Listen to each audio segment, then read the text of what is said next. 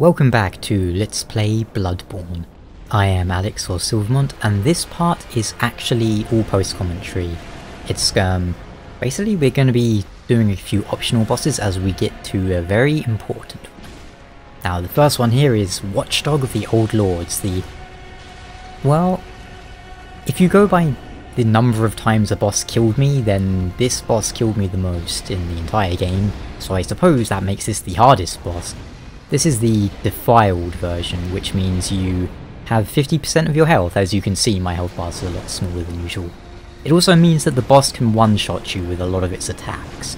But, yeah. You have to do a lot of Chalice Dungeons in order to get to, well, you'll see at the end of this video, I suppose, but, I love this boss. And when I say I love this boss, I mean I hate this boss. It was, like, it didn't make me rage as much as Amelia did. It's just kind of frustrating because people throw around the term artificial difficulty a lot.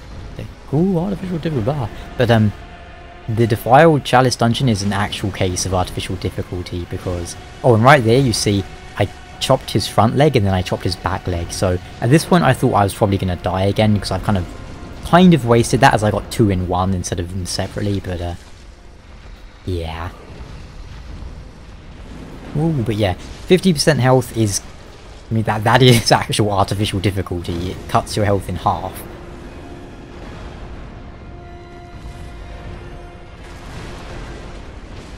This boss wouldn't be too bad without that, I think. It's just because it can, and probably will one-shot you with its, it has a charge attack, which has a ridiculous hitbox that, like, also one-hits you. And I'm pretty sure it would one-shot you no matter how much health you had, because, I mean, my character has a lot of health at this point, even though it's cut in half.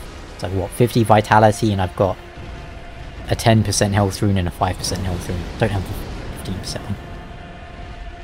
I don't know if the fire resistance would help, if fire resistance is even a thing. Probably is, but, in terms of tactics, basically you just want to go in front of him and bait an attack like that, and then jump down and hit him a few times. And this attack is the best one you can hope that he does, because you can get a lot of 3 hits on him. I actually was very surprised I won this time, because I didn't think it was going all that well. Let me think, I used at least 100 blood vials on this guy, so I think I died to him like probably at least 7 times, maybe like more than 10. I kind of lost track, but I mean, I know at one point I completely ran out of blood vials and had to go back. But he's dead. Don't I make it look easy? No? Well, you're kind of right there.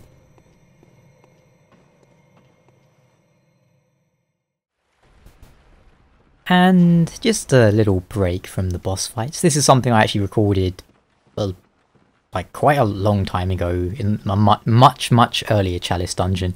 But I had to like highlight it because I just found it incredibly funny.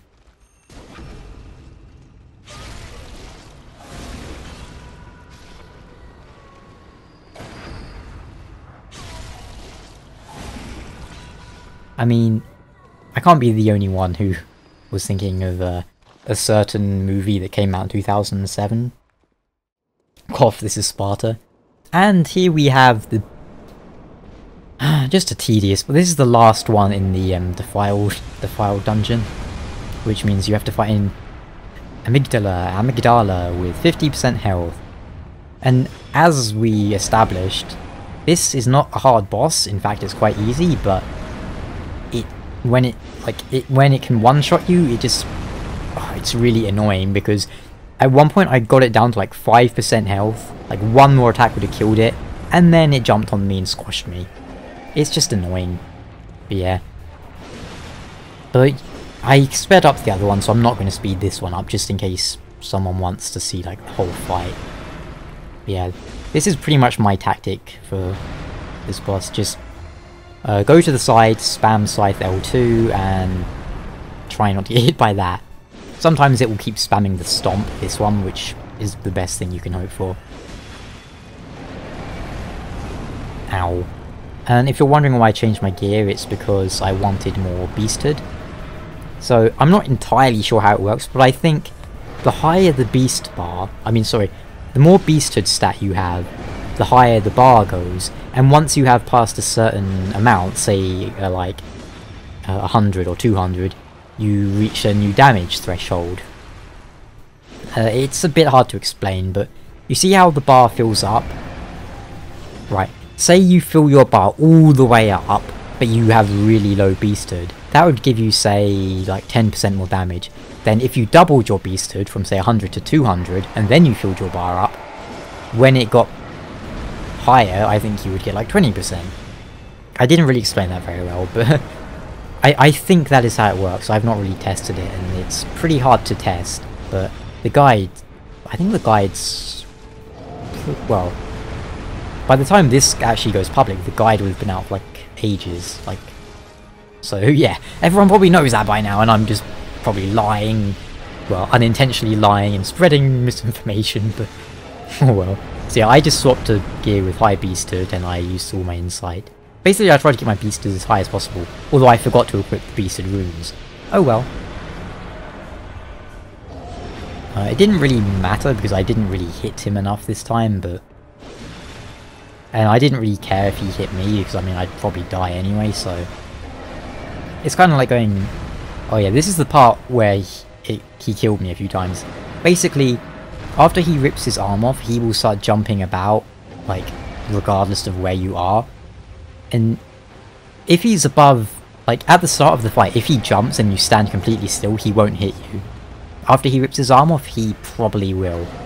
So, after he rips his arm off, my strategy is to run towards where he jumped, because that way, you know, he's not going to land where he jumped from, you know? Other than that, just keep bashing him in the arms. If you don't have the burial blade because you're... Well, if you don't have it for whatever reason, the Ludwig's also has an overhead attack that's... sorry, doesn't have as much range, but it is a good overhead, and the Hunter's Axe has an overhead if you just tap R2. But yeah, the Scythe overhead is just completely bonkers. It's probably one of the best attacks in the game, in terms of how versatile and useful it is, in my opinion. And I don't really like Scythes at all. The only other Scythe I like in video games is the Eclipse Scythe from Ninja Gaiden, because oh man, that thing is insane. Well, this boss is almost dead, fortunately. Boring. Boring.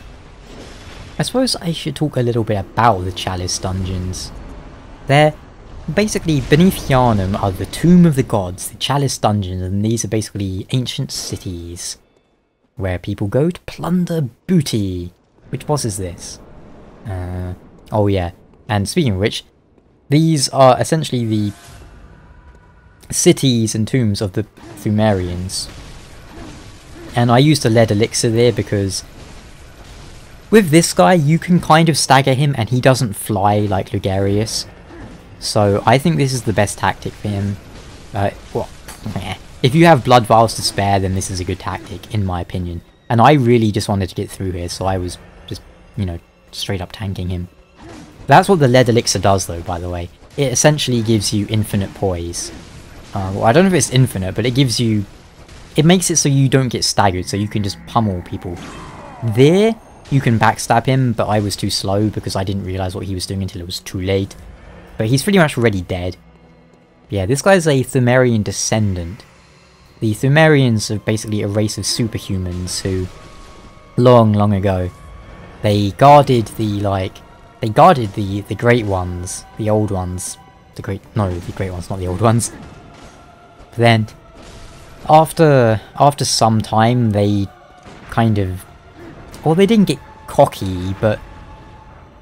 Bam! After a long time, they kind of got a bit full of themselves, to some extent, and they gave themselves like a leader, and that was a pretty cool visceral attack, if I say so myself. But yeah. So they kind of went from guardians to like jumped up. Well, not really zealots, but well, he died either way. But they appointed themselves a leader. I believe the game explains it. Brush off that dust, and Pthumerian blood. And here we have a well, not ridiculously hard, but a very hard boss in my opinion.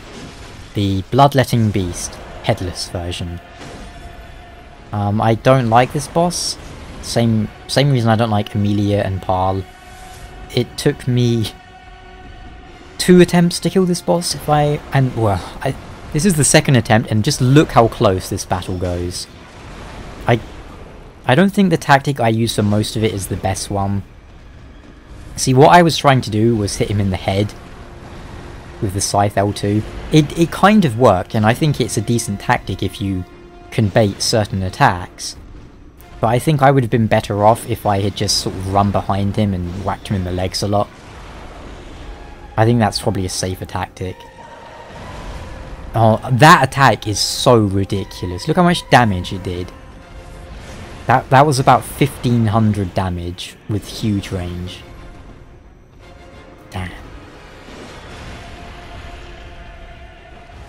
Yeah, the Pthumerian... Oh, I just whacked my knuckles on the desk. That really hurt.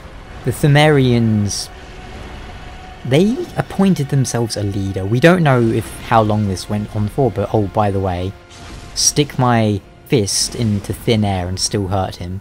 Yeah, the Pthumerians appointed themselves a leader. And we will see a Pthumerian leader very, very soon.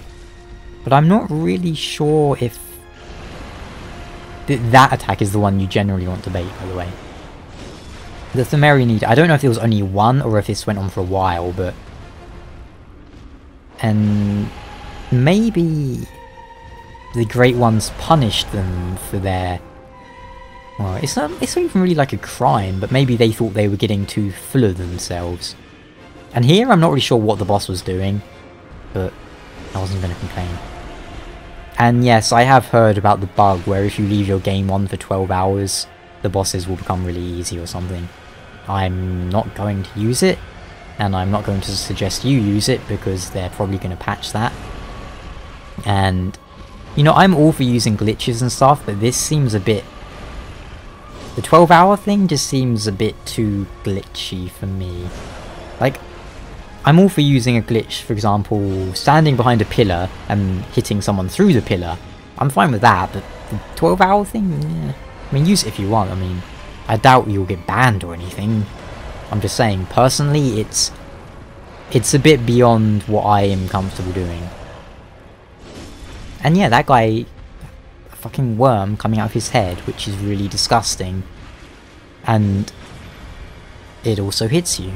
Kind of makes you wonder though, what's happened to him? Was he like a dead body that the worm thing went into? Is there a bit like the worms that you see in Canehurst and other places, parasites or whatever, but God, it's disgusting. See, that was dumb. I tried to get some regain and ended up taking more damage because of it. I don't like how this boss gets really, really close to you before he starts attacking. Like, he walks until you're between his legs and then starts attacking. It seems a bit bizarre to me. I said this was going to be close, and believe me, it's going to be really, really close. Next part is going to be live commentary again, so no worries there. I'm not going to go for the third ending though, I'll tell you that now. So I do have videos of the quote secret ending, true ending. I personally, in this playthrough, because I'm in like a really good mood right now, I want to end the game on like a positive note, and I don't think the second and third endings are positive. But yeah, oh, you have no idea how sort of relieved I was after I defeated the boss after this one. Usually I get kind of sad at the end of a Let's Play. Well, not sad, but it's like kind of a melancholy feeling, but this time I'm genuinely just relieved because... Probably because I have Dark Souls 2 to record straight after, which I'm really looking forward to. No blood vials. No problem. And here I just kept hitting him because I was kind of mad. Well, not mad, I was just like, yeah, you're dead, I'm gonna hit your thin air. And here we have the boss that took so many hours to reach.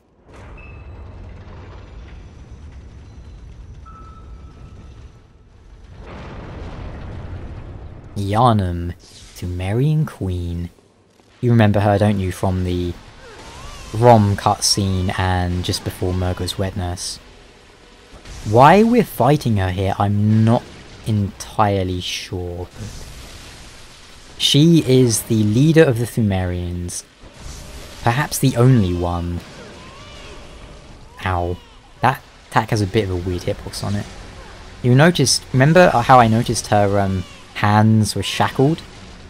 Well, they're still shackled now, and yet she's still giving us a bit of a whooping. And she is the game describes her as a blood queen. It also describes Annalise, the queen of the Vile Bloods, as a blood queen. Although I don't think Alfred would do so well against this one. Bam! Do you see she just fucking rip those shackles off like she's... Whoa! Yeah, I mean, at this point I'm like, oh my god, maybe I've bitten off more than I can chew. Like, the blood missiles, I'm like, yeah, whatever. And then she just like goes, Rawr! And Hulk Hogan's out of her shackles and does some sort of anti-gravity field, and I'm like, oh my god, what's going on? And also, I think it's to do with the baby crying, but if you hit her, sometimes you get stunned. And you'll see it happen now and then. I'm not entirely sure what was causing that, but yeah, Yharnam is her name, and Yharnam is the city. So, and we oh dear. And we know there's Yharnamites, who are citizens of Yharnam. And I think one NPC calls them like Yarnies or something funny. And I'm now seeing if you can visceral attack her, which it would make sense if you could. And you can, you'll see. This is like, man, this boss is really cool. I like this boss. I think it's really well balanced. I'm disappointed that it's so hard to get to. Because I mean, I think as of the time I recorded this, something like 2% of all Bloodborne players had defeated Yharnam, which means probably 2% of players had ever gotten to Yharnam, because she's not that hard. And I say 2% because I was looking at the trophy and it says like 2% have got this trophy. Obviously that doesn't count people who probably, you know, don't play online or whatever like that, but you know, it's still a tiny percent of players who are ever going to reach this boss, which I think is a shame. But I also think it's cool that, I mean, I don't know how much work goes into making a single boss, but I imagine it's a lot. And this isn't a simple boss either. This boss has like 3 phases, loads of attacks. So it is kind of cool to have these sort of secrets. She's wearing a wedding dress, blood-stained. Now, we know the Great Ones, they all lose their children, and then after that they yearn for a surrogate. And at this point I realised maybe I should see if I can poison her, because she's been trying to poison me. I don't think it worked. I'm assuming she can't be poisoned because she's like trying to poison you, but maybe she can, maybe she just needs a few more knives. Such a strange, interesting boss. This one I feel is really soulsy. I don't like a lot of the bosses in Bloodborne because I think they're just too kind of ugly and horror movie-ish. But man, Yharnam, she is a damn cool boss and a really cool character from a lore perspective. Man, but why did she bow? Why did she bow? And why is she attacking me now? Just, what is this? What's this? What is the deal with you, lady? I want to know. Are you a bad guy? Are you a good guy? What? Look at that, just break out of my own shackles. Ah, I love it. But yeah, she, I believe her child is Murgo. Ooh. And Murgo was, I think, stolen from her, or I'm not entirely sure if she sort of willingly gave up Murgo or what, but considering that she bows to us after we essentially kill Murgo, I think she's... I don't know, there's a lot going on here. I don't mind if I never find out the answers, because, you know, I do like there to be some mystery in these games, so that we can all kind of speculate. And is it going to kill her? Nope. That would have been such a good ending, but instead... There we go. She tried to escape. She didn't manage it. And she drops something that we're going to have a little look at any second now. Only boss in the game that actually has a gold trophy for defeating, by the way. A sacred heirloom left by Yharnam's Pthumerian queen. The queen lies dead, but her horrific consciousness is only asleep. And stirs an unsettling motion. No, I don't know what that item's for yet, but thank you so much for watching. See you guys next time for the final part of Let's Play Bloodborne. Till then, ciao. In Dark Souls 2, seeing as it's neither of these, it must be this guy. And he will indeed refuse to be so easy. Whoa, no! Yeah.